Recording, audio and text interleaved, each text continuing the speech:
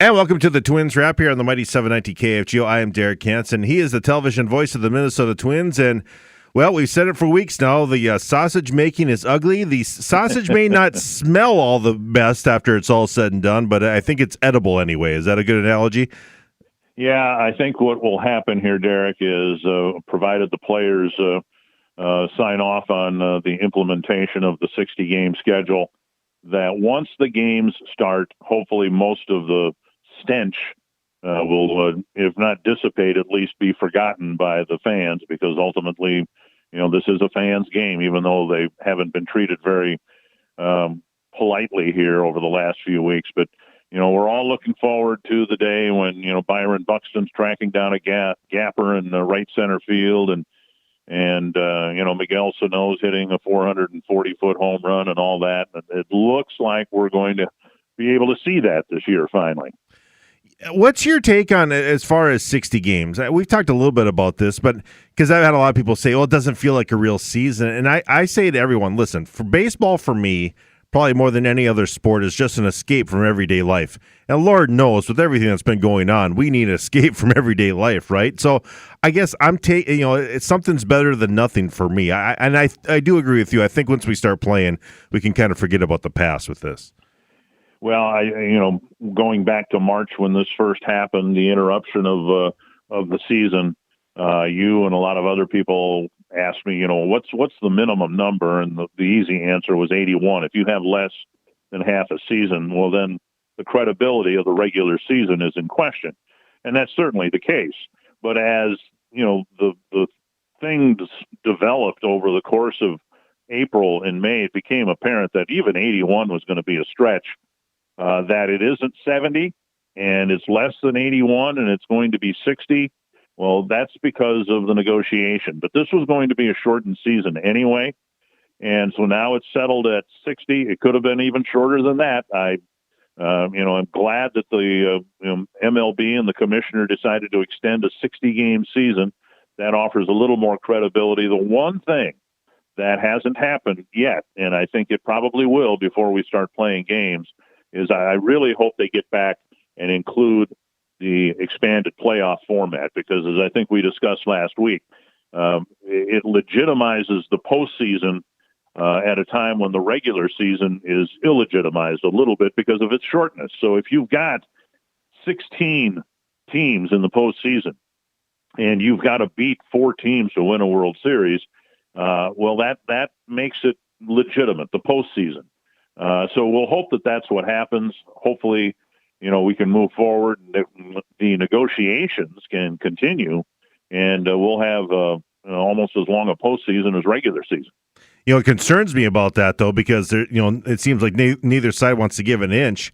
The players would have to agree to that, knowing that the owners are going to make more money, right? And I guess that's the one thing that concerns me about.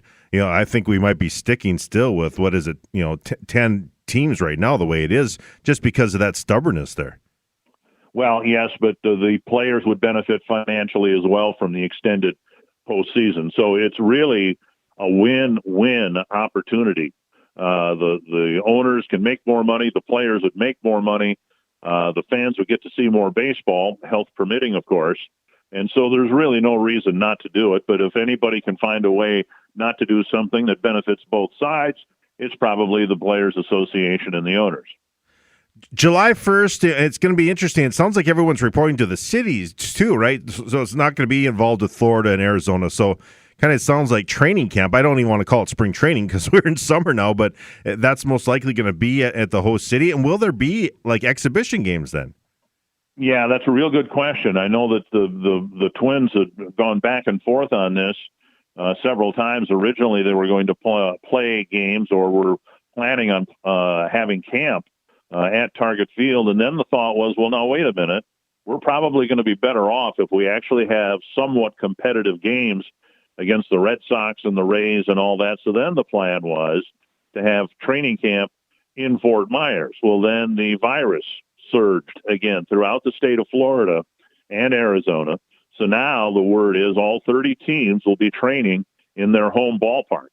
And so, you've got a situation where the Twins will be at Target Field getting ready for the season. Not only will the fans not be invited to attend, because of course right now the fans can't even go to the real games, but the media will be separated from the team practicing. If we want to come to a practice, we've been told we'll have to be up in the baseball press box and can't be at field level. So, my advice for fans is, go ahead and be excited about the season. I am, and look forward to the first games. But remind yourself from time to time that what you're going to see and what we're all going to experience this year is going to be unlike anything we've ever seen before. It's interesting. Do you think that there are going to be fans eventually? I kind of think they are. I mean, I think that it'll be, because you talk about a 40,000 seat stadium, and I think outside you'll be able to space it out. I think it is a possibility because there are so many events going on right now with, fans. NASCAR had a few just yesterday. So I think it is a possibility. Time will tell on that. Certainly by August, I wouldn't be surprised if we start announcing just a minimal amount of fans. And that's the hope, that fans eventually, on a limited basis, will be able to go to the ballparks. But I imagine, and I don't know this, but I imagine that it will depend on the, to use a math term, I guess, the lowest common denominator. In other words, if they can't allow fans in the ballpark in Arizona, it then would be unfair to allow them in New York or St. Louis or Minnesota for that matter. So I think you're going to be looking at a world where, for fans to come into the ballparks, all 30 major league ballparks are going to have it be relatively safe for fans to attend games. Because if they can in New York, say, because they've kind of, they spiked and now they're, in a little bit better shape, certainly than they used to be. But if you can't allow fans in the games in St. Petersburg or Miami, well, then I don't know that, it would be terribly unequal to be able to allow fans in some ballparks and not others. But I don't know how they're going to sort through that. But hopefully, come playoff time, if we get that far, health permitting, some fans would be able to, go to the games, which would certainly be great for the fans, but it also would, provide some ambiance to the telecast and the radio broadcast. Yeah, I don't know if stuffed animals from the South Korea games are pretty good, but I think no doubt just to have a little bit of the crowd noise in the back certainly would help. Speaking of that, I mean, it's going to be interesting that there's still word that you guys are going to have to do road games remotely. Has much changed on that at all, or? Not that I'm aware of. Now, I suspect that that's a component that can change an awful lot here in the coming weeks, but I am prepared to announce the home games at Target Field, but also announce the road games from Target Field in a darkened, empty stadium, looking at the very same monitors that the viewers are going to be looking at. I think all the play-by-play guys around the country are preparing to do something that none of us have ever done before. That's the way, as we've discussed, some radio broadcasts used to be done decades ago. But, now the technology hopefully will make it easier for that to be done. But all that said, it's going to be a challenge for all of us to try to fill in some blanks for the viewer when all we're left seeing is exactly what the viewer is seeing. Yeah, it's going to be a odd time.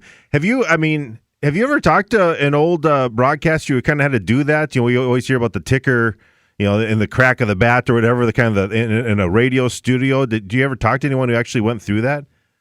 Yeah, the only one I have talked to about that is a guy by the name of Jaime Harin, and he has long been the Dodger Spanish broadcaster. He's in the broadcasting wing of the Baseball Hall of Fame, and he actually did the 1965 World Series between the Dodgers and the Twins from Metropolitan Stadium. He was back in Los Angeles doing that.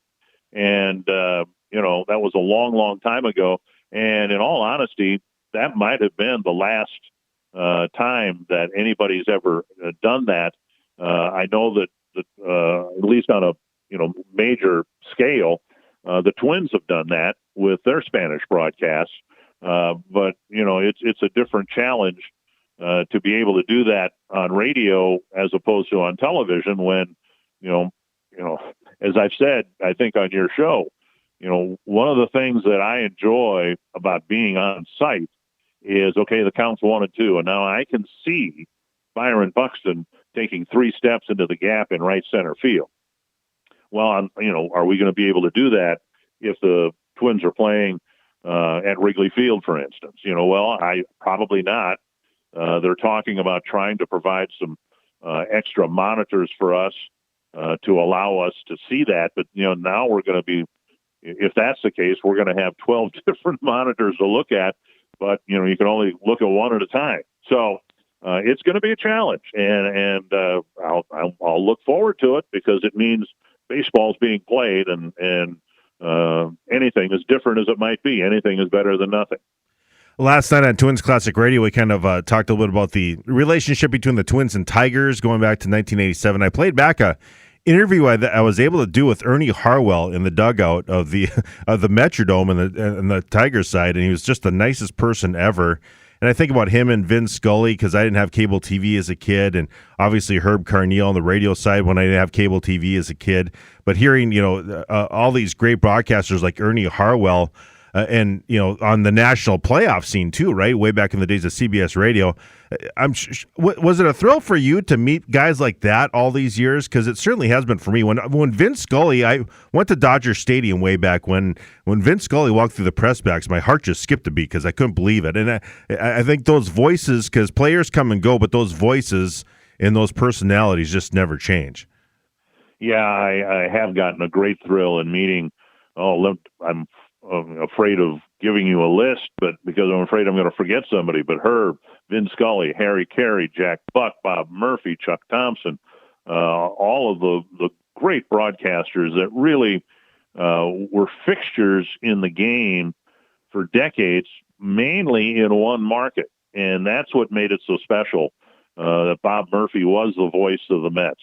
And Vin Scully, the Dodgers, of course, Ernie Harwell, the Tigers, Jack Buck, the Cardinals, in addition to all his national work. And so, yeah, if you're in my business, they are gods, lowercase g, but they're gods, and they're to be revered. And it has been one of the great thrills of my career to be able to meet them, get to know them, and in some cases call them friends. One of my favorites was down at Clearwater. I just happened to run into Harry Callis, and for people who don't know, longtime voice of the Philadelphia Phillies, and I cannot find that tape anywhere, Dick, and that is just driving me crazy. But what a nice gentleman. And for football fans out there, I mean, if you had HBO and the NFL film stuff that they did with, Len Dawson and that show or whatever, and the voice of that taking over for John Facenda, I mean, he was a legendary voice too. There's so many guys like that. One thing I'm glad I did a long time ago, Derek, is I had Jack Buck sign a baseball, because I was living in Missouri for 5 years in the 60s and listened to him and just thought he was, superb at what he did. And lo and behold, I became a baseball broadcaster too. But then I added other Hall of Fame broadcasters, Harry Carey and Vin Scully. And so I got a baseball in my office that has 20-some Hall of Fame baseball broadcasters. And that's one of the things I really, when I walk into my office from time to time, I'll stop and look at it and rotate the ball and look at all the great names, Chuck Thompson all the way up to Bob Costas and people like that. It's kind of my connection to my profession, going back in some cases all the way to the 30s and 40s. You as a broadcaster too, I want to ask you a little bit about, you look at a guy like Phil Rizzuto, and I think some of the guys I admire the most are, former players who, I think most of those guys, anyone can be an analyst, right? It's a lot of hard work. And I think, a guy that you work with, Justin Morneau, I know has worked really hard at it behind the scenes. People don't realize that. But for a guy like Dan Gladden, we've been playing back Classic Twins 87-91, probably one of the most, we don't talk about what he did to win those 2 World Series enough of just listening to he was like in every play. But, he's really worked at his craft to become a play-by-play guy, right? I mean, and I think for those guys, not to take that for granted, who they are, I really give a lot of admiration to those guys, too. The best example for me is Jim Cott. Yeah. Because while he was in the heyday of his athletic career with the Twins in the mid-'60s, he started his broadcasting career. He worked for a station in Shakopee here, and he did high school football and basketball. And you can imagine in the mid-'60s, he wasn't getting paid hardly anything to do that. But he understood that, and of course, he had a long, long career. but he understood that at some point that was going to end, and he wanted to stay connected with sports. And lo and behold, in my mind, he's been the best analyst in any sport, because of his long career that he excelled in, 283 major league wins. But he recognized at an early age that this broadcasting thing could kind of be a nice gig to have too, and he worked on it and went to literally the lowest levels of broadcasting, high school football, in the midst of his, I think, Hall of Fame career, to start working on his second career. So I really give Jim a lot of props for that. And as a result, I think he's one of the few guys who should be in the Hall of Fame in both categories, both as a player and as a broadcaster. Yeah, I agree with you on that. Can you imagine playing high school football and looking up and seeing Jim Cott call your game? That would be quite a deal. Yeah. Well, he broadcast games, he says, and I forget the gentleman's real name, but Sergeant Slaughter, the professional wrestler. Yeah. Oh. And so he's kept in contact with him. So, it just goes on and on and on. But none of that would have happened, of course, if he hadn't, for, I don't know, $15 a game or whatever he was making back in 1966 doing high school football.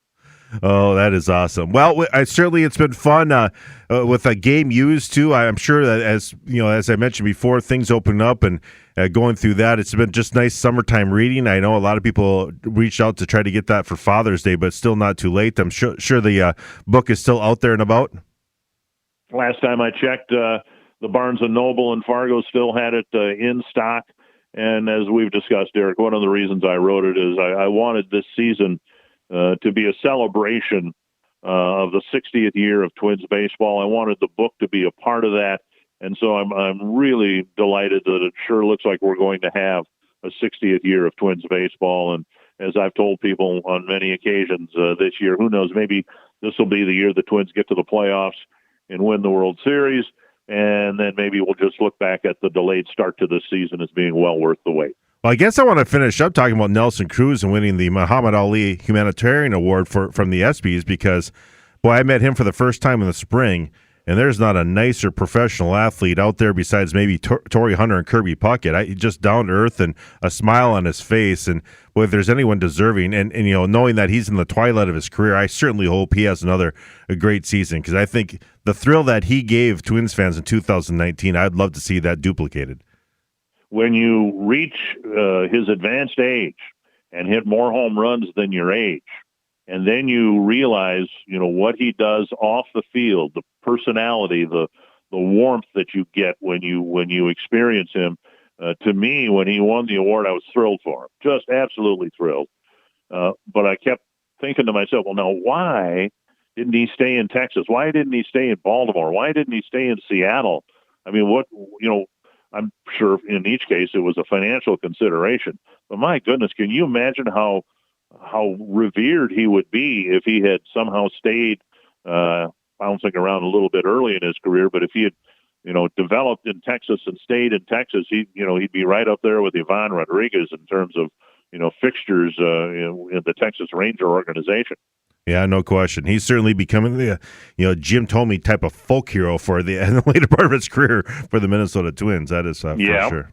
Well, I'm looking forward to hearing you on the air when we get that schedule out. I can't wait to talk to you next week about it because I'm sure it kind of looks like the commissioners, they had something to plan knowing that this would take place. Is that safe to say? So there's probably something that, maybe released sooner than later. Is that just hopeful of me or? No, I think that they have had their schedule makers working on a variety of different schedules depending on the length of the schedule. So, yeah, I would imagine that, upon ratification by the players, that very quickly there will be a schedule. There will need to be because, traveling secretaries, guys who have to book hotel rooms for players and flights and all that, they got to get to work. So I would imagine by the time we talk next week, we'll know where the Twins are going to start and where they will be and how many games will be at Target Field. And then shortly after that, I would guess there'll be a TV schedule. See how many games are maybe national broadcasts and how many will be on Fox Sports North. So, yeah, we're excited that there appears to be a season on the horizon. And there's a lot of murkiness right now. But I suspect that a week from now, a lot of that will be cleared up. I'm looking forward to it for me, both professionally and personally. Just think about your listeners, Derek. They're going to have a chance to have you and me talk about actual players and plays and games instead of labor negotiations and COVID-19. Yeah, that is for sure. I can't wait for it. Dick, so much. Thank you again. It's always a thrill to talk to you. We'll talk to you again next Tuesday. You got it, Derek. The television voice of the Minnesota Twins, Dick Bremer, with the Twins Wrap, brought to you by Jefferson Lines, also the author of Game Used. You can go out and get that book almost anywhere online or certainly at your local bookstore.